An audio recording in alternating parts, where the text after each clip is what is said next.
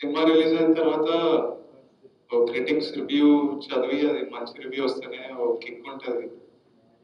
అది క్రిటిక్స్ తెలిసి మాకు సన్మానం చేస్తున్నట్టే ఇంకో లెవెల్.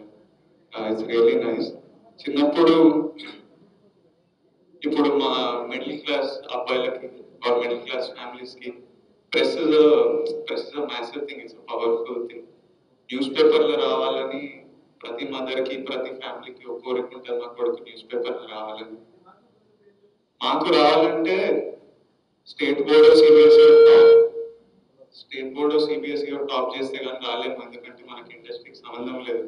సో మా పెద్దమ్మ వాళ్ళు ఎప్పుడు అరే నెక్స్ట్ ఇయర్ అరే 10th క్లాస్ ఎగ్జామ్ పాస్ అయ్యి నువ్వు నీకు ఫోటో రావాలిరా ఇక్కడ, నీకు ఫోటో రావాలిరా ఇక్కడ అనేవారు. అది ఎలాగైనా కాలేదు. బై మిస్టేక్ యాక్టర్ లేకపోయి పేపర్లో రోజు రావడం, నేషనల్ అవార్డులు కొట్టడం, అసలు ఏమేమో జరుగుతుంది. But it's really nice to be amongst all of you, among such esteemed guests. And కొంతమంది అడుగుతున్నారు, it's almost been an year Pelli Choopulu release అయ్యి.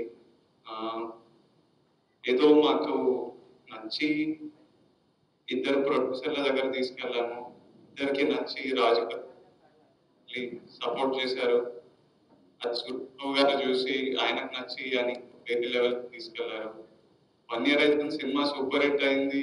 తర్వాత 50 days అయిన తర్వాత 100 days అయింది. ఓకే ఇప్పుడు పోతుందంటే నేషనల్ అవార్డ్ వచ్చింది.